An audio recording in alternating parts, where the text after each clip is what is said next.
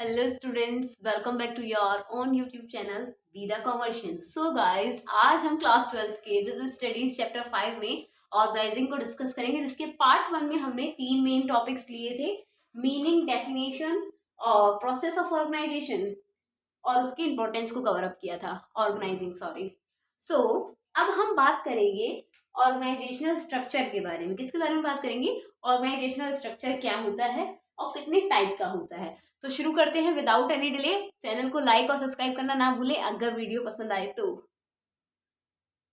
Student, जैसे आपको इसके नाम से ही पता चल रहा होगा, ऑर्गेनाइजेशनल स्ट्रक्चर। ऑर्गेनाइजेशनल स्ट्रक्चर के बारे में क्या जानते हैं आप लोग? ऑर्गेनाइजेशनल, जैसे मैंने बताया था आपको, ऑर्गेनाइजेशनल किसे कहते हैं? एक ऑर्गेनाइजेशन को कहते हैं ऑर्गेनाइजेशन, जिसमें हम ऑर्गेनाइजेशनल स्ट्रक्चर्स को फॉलो करते हैं। ऑर्गेनाइजेशनल स्ट्रक्चर होता क्या है? एक स्ट्रक्चर जो एक मैनेजर फॉलो करता है लोगों को, यानी कि उनके लोग मतलब उनके जो सबॉर्डिनेट्स होते हैं, उनके जो एम्प्लॉयज होते हैं, उनको जॉब देने में, उनके डिपार्टमेंट्स को बांटने में और उनकी रिस्पॉन्सिबिलिटी, उनकी अथॉरिटीज, उन सबको डिवाइड करने में ऑर्गेनाइजेशनल स्ट्रक्चर का एक मैनेजर यूज करते हैं। और जब एक मैनेजर ऑर्गेनाइजिंग करते हैं तो ऑर्गेनाइजेशनल स्ट्रक्चर जो होता है ऑटोमेटिकली वहां क्रिएट हो जाता है। यानी कि ऑर्गेनाइजेशन कैसे क्रिएट होता है? जब ऑर्गेनाइजिंग करते हैं मैनेजर, तब ऑर्गेनाइजेशनल स्ट्रक्चर क्रिएट हो जाता है ऑटोमेटिकली, जिसमें एक ये जो ऑर्गेनाइजेशनल स्ट्रक्चर होता है एज अ फ्रेमवर्क वर्क करता है। यानी कि जैसे कि आप सपोज कीजिए आप एक मैनेजर हैं, ठीक है, आपको एक टास्क कंप्लीट करना है, तो आपने अपने सभी एम्प्लॉयज को क्या कर दिया है? डिवाइड कर दिया है उनकी क्वालिफिकेशन के अकॉर्डिंग, कि आप ये करेंगे, वो करेंगे। जो जिस चीज में सफिशियंट है, या कह दो जो जिस चीज में बहुत अच्छे से वेल क्वालिफाइड है, वो इंसान वो वर्क करेगा। तो यही कहा गया है ऑर्गेनाइजेशनल स्ट्रक्चर में, कि इसमें मैनेजर अपने सबऑर्डिनेट्स की क्वालिटीज एंड क्वालिफिकेशन के अकॉर्डिंग उनको वर्क दे देते हैं, उनके पोजीशन दे देते हैं। उसमें 3 चीजों का और डिस्ट्रीब्यूशन करते हैं। कौन सी मेन 3 चीजें होती हैं? इसमें होती है रिस्पॉन्सिबिलिटी, अथॉरिटी एंड जॉब। तीनों चीजों को वो डिवाइड कर देते हैं और उनको इन तीनों चीज की पावर भी दे देते हैं। अब इसकी एक ब्रीफ डेफिनेशन देख लेते हैं या मीनिंग देख लेते हैं। किसका? ऑर्गेनाइजेशनल स्ट्रक्चर का। क्या होता है organizational structure as a concept? Student, ये है एक हैंडी छोटी सी डेफिनेशन ऑर्गेनाइजेशनल स्ट्रक्चर की, जिसमें क्या बताया गया है? इसमें ये बताया गया है कि नेटवर्क ऑफ जॉब पोजीशन, यानी कि जो नेटवर्क एक मैनेजर बना के रखते हैं, जो एक मैनेजर, जैसे कि एक मैनेजर हो गए, उनके कंपनी में बहुत सारे एम्प्लॉयज वर्क करते हैं, उन सब की क्या होती है? अलग अलग जॉब पोजीशन होते हैं। कुछ कंप्यूटर ऑपरेटर होते हैं, कुछ अकाउंटेंट होते हैं, कुछ टेलीकॉलर्स होते हैं। अलग अलग डिपार्टमेंट में अलग अलग फील्ड के एम्प्लॉयज होते हैं, ठीक है। तो उनका जो नेटवर्क होता है, जॉब पोजीशन होती है मार्जिनल स्ट्रक्चर में, उन एम्प्लॉयज को जॉब, उनकी जॉब पोजीशन के अकॉर्डिंग उनको वर्क दिया जाता है, रिस्पॉन्सिबिलिटीज दी जाती हैं, अथॉरिटीज दे दी जाती है। कुछ कुछ डिफरेंट लेवल के लोगों को डिफरेंट लेवल की रिस्पॉन्सिबिलिटी, अथॉरिटी और उनकी जॉब पोजीशन दे दी जाती है। इस प्रोसेस में हम क्या करते हैं? मैनेजर एक फ्रेमवर्क तैयार करता है, विच मीन्स यहाँ पे उन्होंने एक फ्रेमवर्क तैयार कर लिया कि अगर उनको कुछ एक मीटिंग हेल्ड करानी है, तो वो टेलीकॉलर्स को क्या कर देंगे? उनको एक मीटिंग करानी है, ठीक है, जिसमें वो टेलीकॉलर्स को वर्क दे देंगे कि आप सभी को फोन करके इन्फॉर्म करो, कॉल्स कर करके इन्फॉर्म करो, ठीक है। अकाउंट डिपार्टमेंट को कह देंगे कि आप सारा क्या करें? एस्टिमेट बनाएं कि इस मीटिंग को हेल्ड कराने में कितना एक्सपेंडिचर होने वाला है। और स्टाफिंग डिपार्टमेंट को कह देंगे कि वो वहाँ का सीटिंग अरेंजमेंट देखें, ताकि सभी को अच्छे से क्या किया सके, अच्छे से बिठा के वहाँ पे मीटिंग हेल्ड कराई जा सके। तो ये क्या होती है? अलग अलग वे के अलग अलग डिपार्टमेंट को वर्क दे देना, कि जो जिसमें बहुत अच्छे से वेल क्वालिफाई है वो उस वर्क को बहुत अच्छे से कर सके। तो ये मैनेजर एक ऑटोमेटिकली माइंड सेट में या फिर अपने प्लान में ही फ्रेमवर्क को बना लेते हैं, ताकि उनसे जिसकी भी बिहाफ पे वो क्या कर सके, उन सभी लोगों को हेल्प कर सके और उनके अकॉर्डिंग अपना वर्क करा सके। क्योंकि कोई भी इंसान पूरे वर्क को अकेले तो नहीं कर सकता, मैनेजर भी सभी काम को अकेले नहीं कर सकते हैं। इसीलिए वो क्या करते हैं? अपनी ऑर्गेनाइजेशनल वहाँ पे अपने ऑर्गेनाइजिंग वर्क में ऑर्गेनाइजेशनल स्ट्रक्चर को प्रिपेयर करते हैं, ताकि वो सभी लोगों को उनकी इफिशियंसी के अकॉर्डिंग क्या कर सके? वर्क प्रोवाइड कर सके और अपने टास्क को पूरा कर सके। Can called as framework within which the marginal and operational tasks are performed, जिसमें मैनेजरल एंड ऑपरेशनल टास्क को क्या किया जाता है? परफॉर्म किया जाता है, यानी कि कंप्लीट कराया जाता है। देखो बेसिक टर्म क्या है इसमें, कि नेटवर्क ऑफ पोजीशंस होता है, जॉब पोजीशंस, जिसमें रिस्पॉन्सिबिलिटीज यानी कि जिम्मेदारियां दी जाती हैं, अथॉरिटी कुछ अधिकार दे देते हैं। जैसे कि अब मैंने मेरी एक प्रोडक्शन कंपनी है, तो वहाँ पे मैंने जो उनका सबसे हेड इंसान होगा, जिसके पास बहुत ज़्यादा क्वालिफिकेशन होंगी, जिसके पास बहुत ज़्यादा एक्सपीरियंस होगा, तो मैं वहाँ उन उसमें से उन सभी एम्प्लॉयज़ में से एक एम्प्लॉय को जो बहुत ज़्यादा एक्सपीरियंस होंगे, वेल क्वालिफाई होंगे, मैं उनको क्या करूँगी, वहाँ का हेड बना दूंगी, वहाँ का सुपरवाइजर बना दूंगी और कहूंगी कि आप ये सभी जो एम्प्लॉयज़ हैं आपके अंडर वर्क करेंगे, आपको इतना एक्सपीरियंस है, इस अकॉर्डिंग आपको कुछ अथॉरिटीज़ दे देती हूँ मैं कि आपको इन लोगों से कैसे वर्क कराना है। तो वही होती है अथॉरिटी, जिसमें आपको कुछ अधिकार आप उस पर्सन को दे देते हैं ताकि वो उसका यूज़ करके अपने अंडर वर्क करने वाले सभी लोगों से वर्क को करा सके, टास्क को कंप्लीट कर सके। ओके, इसीलिए कहा गया है कि जो ऑर्गेनाइजेशनल स्ट्रक्चर है, इसमें एक डिफरेंट जॉब पोजीशन होती है, जिसमें हम रिस्पॉन्सिबिलिटी, अथॉरिटी को डिफरेंट डिफरेंट लेवल पे डिवाइड कर देते हैं एज अ फ्रेमवर्क, ताकि हम अपनी मार्जिनल ऑपरेशन और टास्क को क्या कर सकें, परफॉर्म करा सकें। होपफुली समझ में आएगा मार्जिनल स्ट्रक्चर का मीनिंग क्या होता है। ठीक है, एक बार फिर से रिपीट कर दूं कि मार्जिनल स्ट्रक्चर में हम जॉब पोजीशन, रिस्पॉन्सिबिलिटी, अथॉरिटी को डिफरेंट लेवल पे डिवाइड कर देते हैं। ठीक है, अब हम इसके बाद बात करेंगे span of management. Span of management क्या होता है, ये इसी के अंदर एक छोटा टॉपिक है जिससे एक शॉर्ट क्वेश्चन पूछने के बहुत ज्यादा चांसेस होते हैं कि स्पैम ऑफ मैनेजमेंट क्या होता है आखिरकार। तो जानते हैं स्पैम ऑफ मैनेजमेंट के बारे में। सो स्टूडेंट, अब हम इसमें जानेंगे span of management. Span of management क्या होता है कि जब एक मैनेजर ऑर्गेनाइजेशनल स्ट्रक्चर बनाते हैं, स्ट्रक्चर को प्रिपेयर करते हैं, तभी वो स्पैम ऑफ मैनेजमेंट भी करते हैं। स्पैम ऑफ मैनेजमेंट क्या होता है कि इसमें एक मैनेजर, जैसे कि मैंने भी आपको एग्जाम्पल दिया था क्या, कि एक सुपरवाइजर हम हेल्ड कर देते हैं, सेम इसमें भी यही कहा गया है। स्पैम ऑफ मैनेजर में क्या होता है, मैनेजमेंट में, कि यहाँ पे मैनेजर अपने अंडर, अपने नीचे भी एक सुपरवाइजर को क्या कर देते हैं, हेल्ड कर देते हैं। किस लिए करते हैं,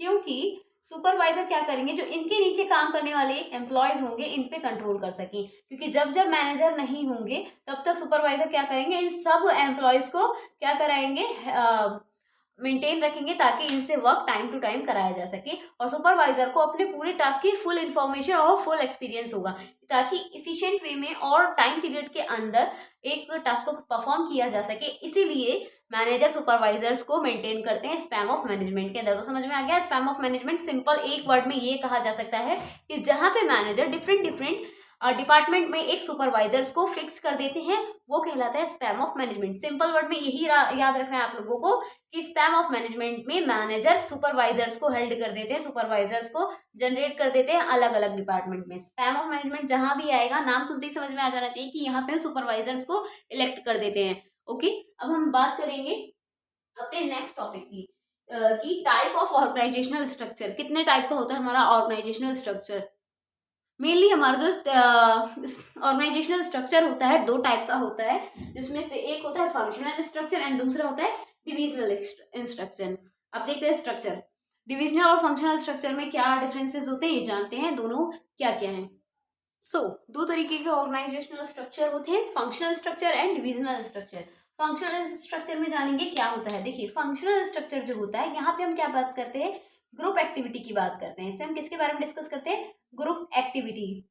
ग्रुप एक्टिविटी में क्या होता है, यानी कि समझ लीजिए यहाँ पे एक ऑर्गेनाइजेशन है जिसमें बहुत सारे अलग अलग डिपार्टमेंट्स हैं, तो हम उसका क्या कर देते हैं, अलग अलग ग्रुप बना देते हैं। जैसे कि इसमें क्या करते हैं, ग्रुप एक्टिविटी करते हैं, जिसमें हम डिपार्टमेंट्स को डिवाइड कर देते हैं। ठीक है, क्या करते हैं बच्चा, इसमें हम डिपार्टमेंट्स को डिवाइड कर देते हैं। कैसे, समझ लीजिए डिपार्टमेंट्स को कैसे डिवाइड करते हैं। जैसे कि आपका सेल्स का डिपार्टमेंट हो गया, परचेज का डिपार्टमेंट हो गया, ठीक है, साथ ही साथ आपके अलग अलग और डिपार्टमेंट, अकाउंट डिपार्टमेंट हो जाते हैं। तो एक कंपनी में जब डिपार्टमेंट्स को हम अलग अलग डिस्ट्रीब्यूट कर देते हैं, तो उसी को कहते हैं फंक्शनल। जब हम यहाँ पे एक मैनेजर एक स्ट्रक्चर वे में वर्क करता है, फंक्शन के अकॉर्डिंग वर्क करता है, तो वो कहलाता है फंक्शनल स्ट्रक्चर, जिसमें हम ग्रुप एक्टिविटी को क्या कर देते हैं, डिवाइड कर देते हैं। ग्रुप एक्टिविटी को क्या करते हैं, डिवाइड करते हैं, और डिपार्टमेंट्स को भी डिवाइड कर देते हैं। जैसे कि फॉर एग्जाम्पल सेल्स डिपार्टमेंट हो गया, यहाँ purchase department and accounts department, ये हो जाते हैं हमारे क्या, फंक्शनल हो जाते हैं। ठीक है, अकाउंट्स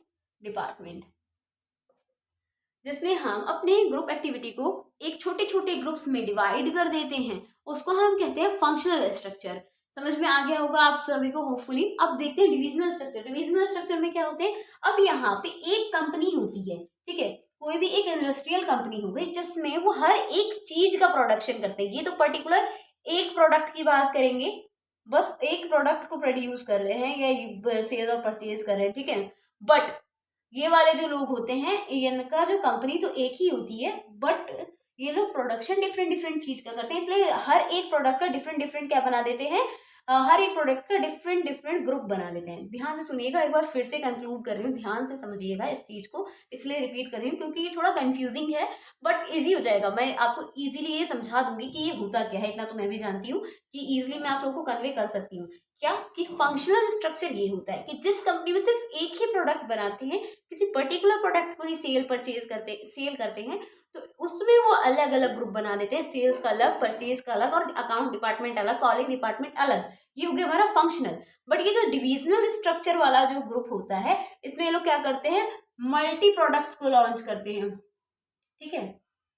मल्टी प्रोडक्ट का मतलब क्या हो गया, यहाँ पे ये लोग किस किस का वर्क करेंगे, यहाँ पे ये लोग रॉ मटेरियल भी सेल कर रहे हैं पर्टिकुलर उसका, ठीक है, और यहाँ पे ये लोग टेक्सटाइल भी कर रहे हैं, यहाँ पे ये लोग फूड भी बना रहे हैं, तो ठीक है।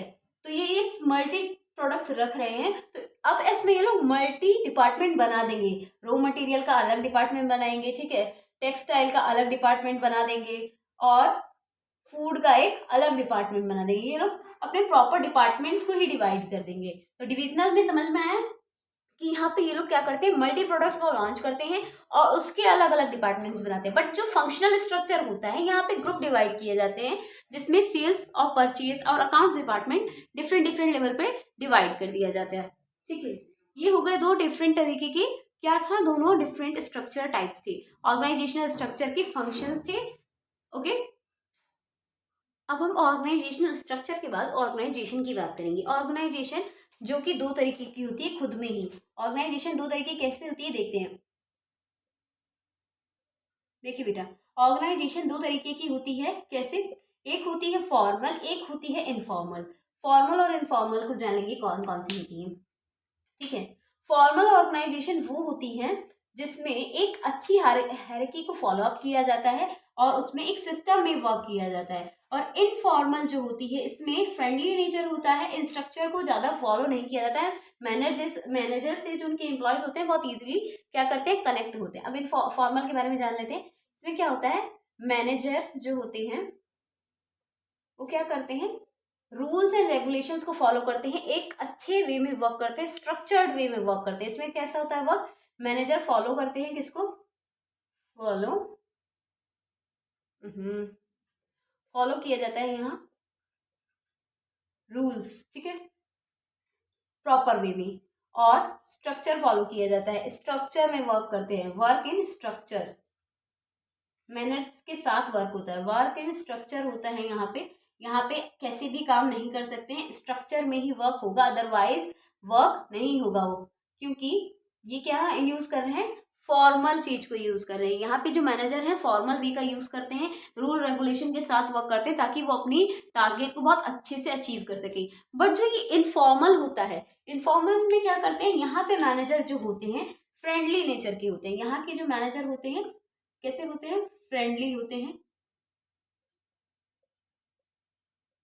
क्योंकि यहाँ पे ये लोग डायरेक्टली लिंक करते हैं अपने मैनेजर से, और यहाँ पे स्ट्रक्चर फॉलो नहीं होता है, फ्रेंडली नेचर होता है मैनेजर का,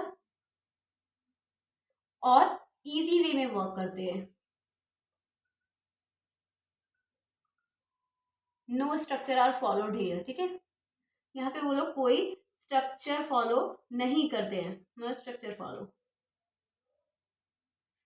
समझ में आया आपको कि इन दोनों के बीच में सिर्फ इतना ही डिफरेंस है कि जो फॉर्मल होता है वहाँ पे मैनेजर सभी रूल्स रेगुलेशन को फॉलो करते हैं और स्ट्रक्चर के साथ वर्क करते हैं, एक प्लान के साथ वर्क करते हैं। बट जो इनफॉर्मल होता है, यहाँ पे जो मैनेजर होते हैं इनका नेचर बहुत फ्रेंडली होते हैं, ईजी वर्क करते हैं, स्ट्रक्चर को फॉलो अप नहीं करते हैं।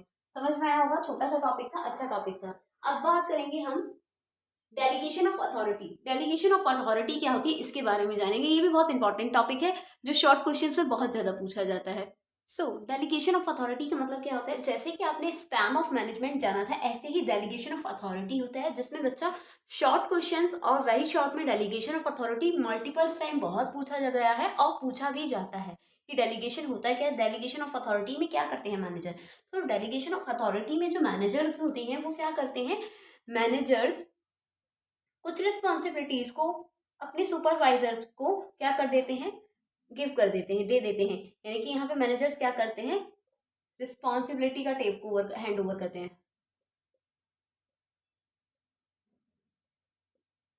Which means manager responsibility, manager क्या करते हैं, रिस्पॉन्सिबिलिटी को क्या करते हैं, गिव कर देते हैं, किसे, जो सुपरवाइजर्स वो हेल्ड करते हैं। ठीक है,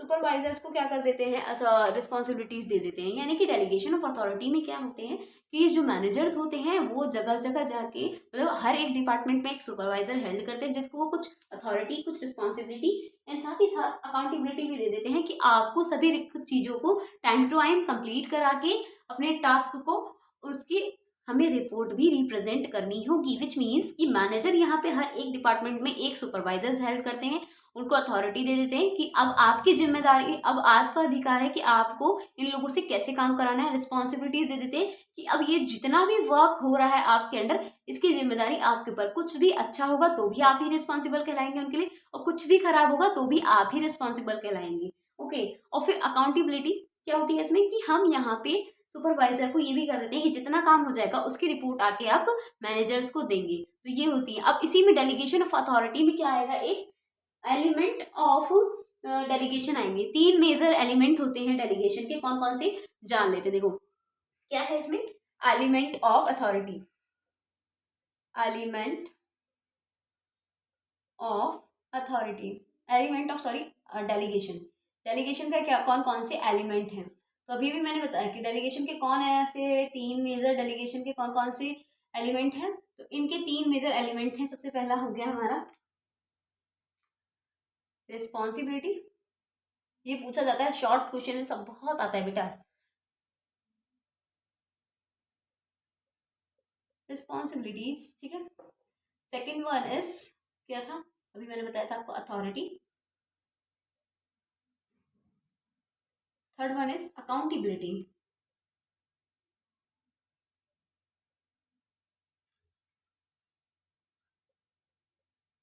अकाउंटेबिलिटी, आज बहुत ठंडा मौसम है, बहुत ज़्यादा ठंडी ठंडी हवाएं चल रही हैं और रात का टाइम है तो बहुत ही ज़्यादा ठंड है। सो अब बात करते हैं एलिमेंट ऑफ डेलीगेशन पे, क्या कि इसमें डेलीगेशन में एक सुपरवाइजर के पास तीन मेन एलिमेंट्स होते हैं। क्या, कौन किसके पास होते हैं एलिमेंट, सुपरवाइजर के पास होते हैं। कौन कौन से, कि उनके पास एक रिस्पॉन्सिबिलिटी होती है उनके पास, कि उनके हैंड में जो वर्क एज अ मैनेजर ने जो दिया है उनको उसे पूरा कराना है। रिस्पॉन्सिबिलिटी आप लोग जानते ही हैं किसे कहते हैं, जिम्मेदारी को, कि अब आपकी जिम्मेदारी है कैसे काम पूरा कराना है। अथॉरिटी विच मीन्स अधिकार, जितने भी आपके अंडर वर्क कर रहे हैं लोग, उन सब पे आपका अधिकार है, आपको उनको हैंडल करना है, किस तरीके से वर्क कराना है। अकाउंटेबिलिटी यानी कि उनका संकलन कर लेना,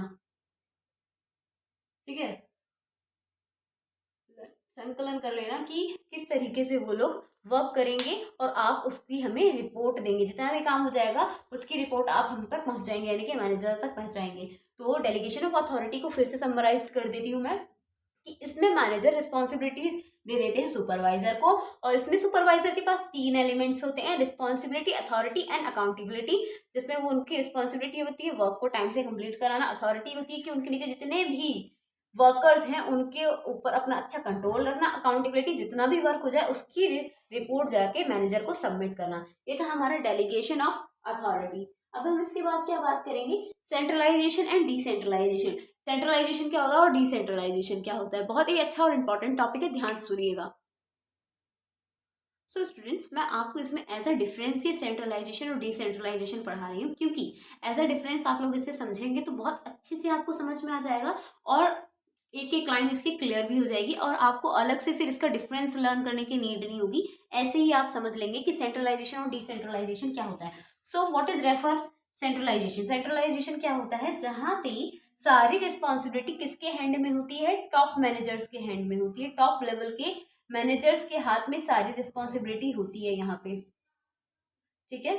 all responsibility in hand of top managers, यानी कि यहाँ पे जितने भी डिसीजंस लिए जाते हैं, जितने भी आइडियाज प्रोड्यूस किए जाते हैं, जितने भी वर्क को करवाने का डिसीजंस लिए जाते हैं, किसके साथ लिया किसके हैंड के थ्रू लिया जाता है, टॉप मैनेजर्स के हाथ में होती है। यहाँ सारी रिस्पॉन्सिबिलिटी किसके हाथ में होती है, टॉप मैनेजर के हाथ में होती है।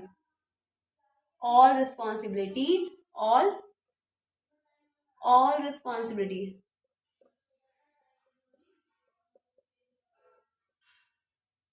In hand of top managers, ठीक है।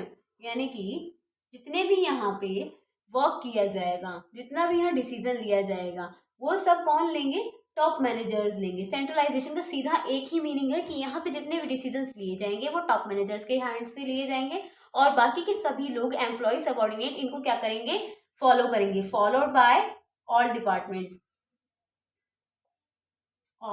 डिपार्टमेंट, समझ में आ रहा है बच्चा कि टॉप मैनेजर के हाथ में है सारी रिस्पॉन्सिबिलिटीज यहाँ की।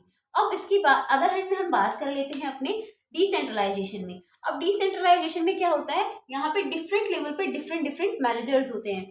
Different level have different manager, level different managers, यानी कि हर एक लेवल पे अलग मैनेजर होंगे। यहाँ पे सभी तरीके के मैनेजर्स होंगे, टॉप मैनेजर भी होंगे, ठीक है, मिडिल भी होंगे और लोअर मैनेजर भी होंगे, जो हर एक चीज का अलग अलग डिसीजन लेंगे। अगर टॉप मैनेजर हैं तो सीधा बोर्ड ऑफ डायरेक्टर वाले सारे डिसीजन लेंगे, मिडिल मैनेजर हैं तो सेल्स परचेज के डिसीजन लेंगे, ठीक है। अगर अगर हमारे जो लोअर लेवल मैनेजर हैं वो किस पे, सुपरवाइजर्स और फैक्ट्री वर्कर्स के ऊपर फोकस करके उनके साथ वर्क कराएंगे। सुपरवाइजर्स एंड फैक्ट्री वर्कर्स के ऊपर वर्क करेंगे। यानी कि समझ में आया आप लोगों को कि क्या डिफरेंस था हमारा सेंट्रलाइजेशन और डिसेंट्रलाइजेशन में। डिसेंट्रलाइजेशन एक बार फिर से बता देती हूँ कि डिसेंट्रलाइजेशन में हर एक लेवल पे अलग अलग मैनेजर्स होते हैं। टॉप, मिडिल एंड लोअर तीनों तरीके के मैनेजर्स यहाँ होते हैं, जो हर एक अपनी अपनी रिस्पॉन्सिबिलिटी के अकॉर्डिंग अपने अपने डिसीजंस को लेते हैं। टॉप लेवल में कौन कौन से आ गए हमारे, बोर्ड ऑफ डायरेक्टर, ठीक है। और जो हमारे मिडिल लेवल है यहाँ पे परचेज और सेल्स मैनेजर्स आ जाएंगे, और जो लोअर लेवल है यहाँ पे सुपरवाइजर मैनेजर्स आ जाएंगे, जो फैक्ट्री वर्कर्स पे वर्क करते हैं। और सेंट्रलाइजेशन में क्या होता है कि सिर्फ और सिर्फ टॉप मैनेजर होते हैं, उनके नीचे कोई और मैनेजर नहीं होता है, और वही सारे डिसीजंस को लेते हैं अपने हैंड से। होपफुली आपको समझ में आया होगा सेंट्रलाइजेशन और डिसेंट्रलाइजेशन। एक बार फिर से कंक्लूड कर देती हूँ ताकि आपको अच्छे से समझ में आ जाए। सेंट्रलाइजेशन में सिर्फ टॉप मैनेजर्स होते हैं जो सभी रिस्पॉन्सिबिलिटी को लेते हैं, और उन रिस्पॉन्सिबिलिटी को सभी डिपार्टमेंट के थ्रू फॉलो अप किया जाता है। और डिसेंट्रलाइजेशन में क्या होता है कि यहाँ पे डिफरेंट लेवल पे डिफरेंट मैनेजर्स होते हैं, टॉप, मिडिल, लोअर, और जो अपने अपने डिपार्टमेंट के वर्क को हैंडल करते हैं और उस वर्क को कंप्लीट कराते हैं। होपफुली आपको ये वीडियो पसंद आई होगी, और ये चैप्टर आज इसी के साथ आपका पूरा चैप्टर 5 पूरा कंप्लीट होता है पार्ट 2 में। और अगर वीडियो पसंद आई हो, आपको कोई डाउट हो तो कमेंट करना ना भूलें, ताकि मैं आपके डाउट को क्लियर कर सकूं। और चैनल को लाइक, शेयर एंड सब्सक्राइब करना ना भूलें, ताकि हमारे व्यूअर्स भी इंक्रीज हो और ऐसा अच्छा क्वालिटी कंटेंट आप सभी के फ्रेंड्स तक पहुंच पाए। तो अपने फ्रेंड्स, रिलेटिव्स में शेयर करना ना भूलें। Take care.